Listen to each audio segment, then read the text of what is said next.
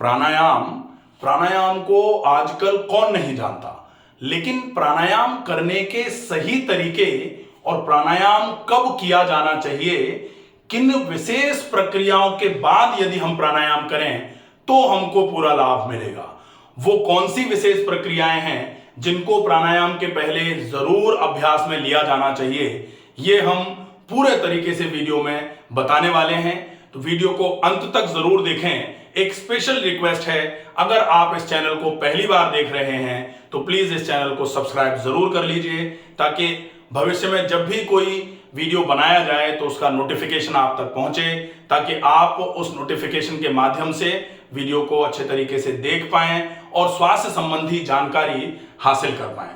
प्राणायाम सामान्य तौर पर प्राण धन आयाम, प्राणों का आवागमन जो होता है, प्राणायाम की परिभाषा होती है तस्मिन् सति श्वास प्रश्वास योगति विक्षेदः प्राणायामः।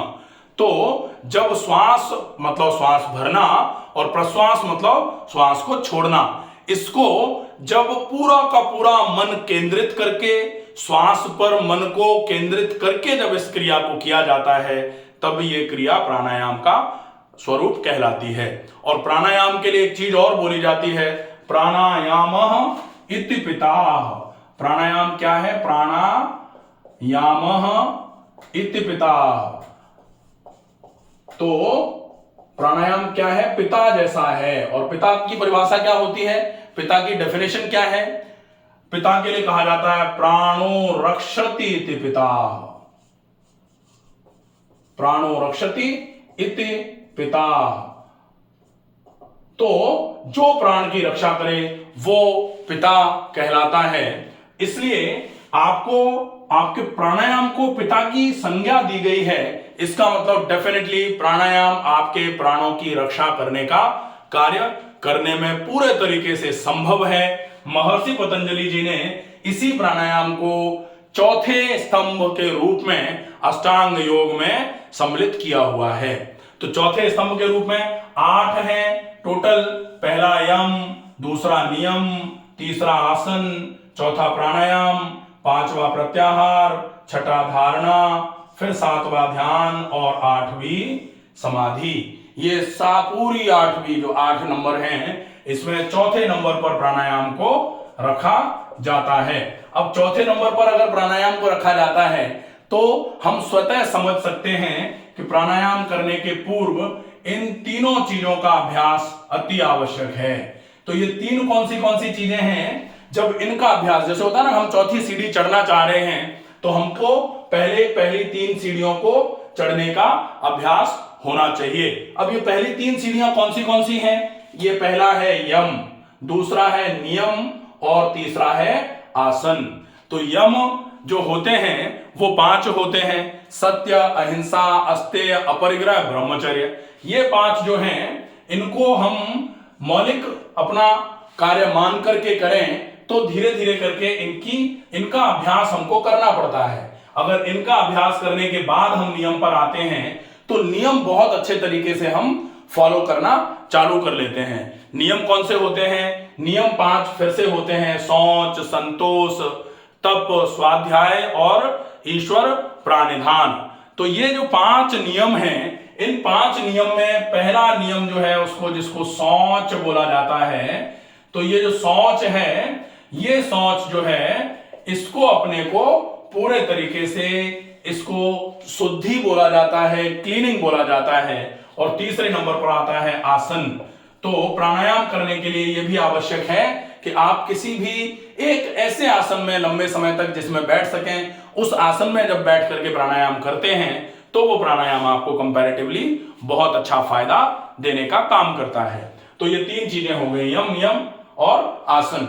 अब विशेष जिनमें फॉलोअप की आवश्यकता है कि प्राणायाम, अब यम अगर कोई नहीं कर पाए तो प्राणायाम कैसे करे? अब यम में सत्य, अहिंसा, अस्तेय, अपरिग्रह, ब्रह्मचर्य।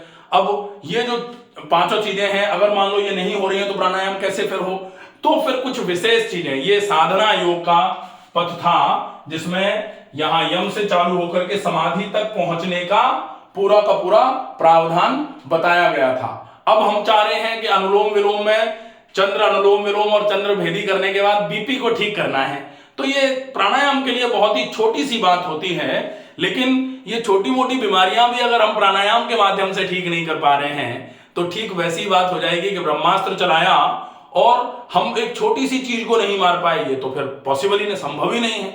क्योंकि ब्रह्मास्त्र तो ब्रह्मास्त्र है, किसी को भी मरण करने का, किसी को भी मारने का उसमें पूरा का पूरा व्यवस्था होती है। तो ऐसे केस में अगर हम प्राणायाम करके छोटी मोटी बीमारियों को दूर करने का प्रयास कर रहे हैं तो हमको किन किन चीजों के बाद कम से कम उनका तो अभ्यास कर ही लिया जाए। जैसे हम क्या सवेरे जगह सीधे ही अनुलोम विलोम करना चालू कर दिया, कपालभाति करना चालू कर दिया, कुछ लोग ट्रेन में ही बैठ के चालू हो जाते हैं, जगह पैर समेटे आंखें ऐसे करी और चालू कर दिया। तो प्राणायाम करने का एक प्रावधान होता है। पूरा फायदा आपको तभी मिलेगा जब आप प्राणायाम के पूर्व इन विशेष नियमों का पालन करेंगे। कौन से हैं? सबसे पहले नंबर पर हम रखेंगे, आप जागे, शौच की बहुत ज्यादा आवश्यकता होती है। शौच अगर आप करके प्राणायाम करेंगे तो ही प्राणायाम आपके लिए इफेक्टिव होगा।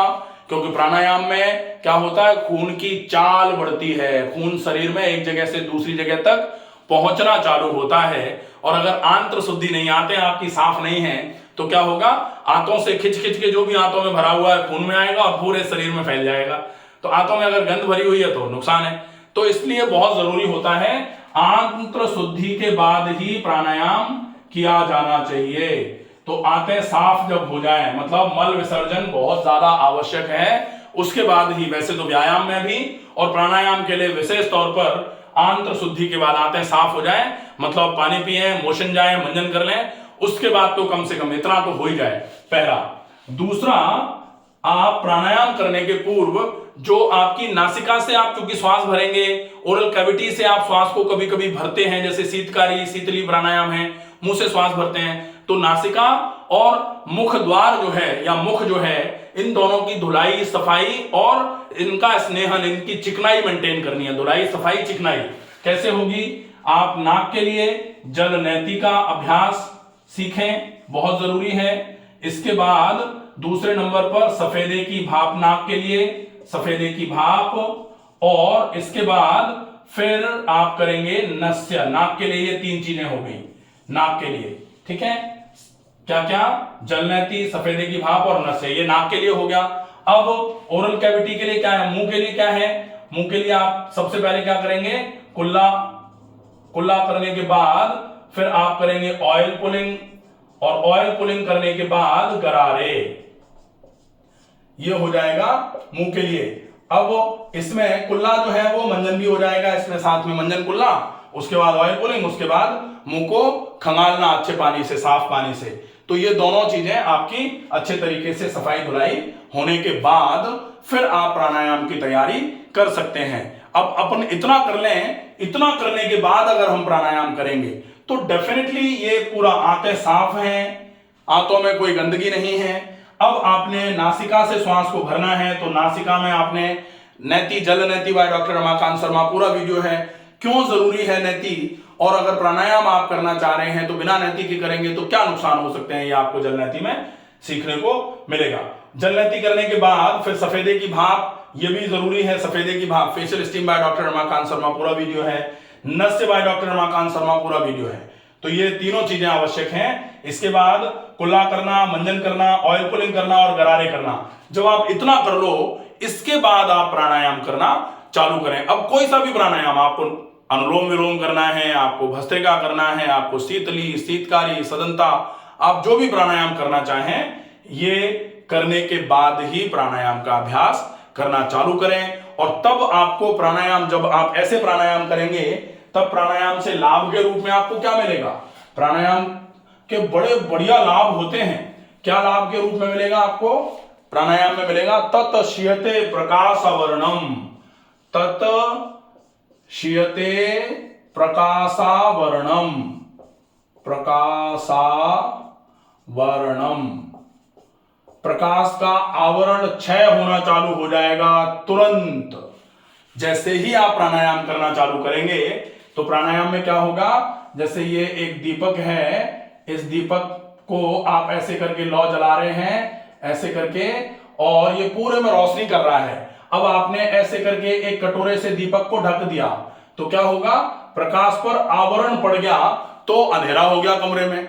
अब इस आवरण को आपको क्षय कराना है, ऐसे ऐसे करके आवरण धीरे धीरे करके हटना चालू हो तो कब हटेगा, जब आप क्या करोगे, तत्क्षयते प्रकाश आवरणम, तुरंत क्षय होना चालू हो जाएगा प्रकाश के आवरणों का। कब, जब आप प्राणायाम करना चालू कर देंगे।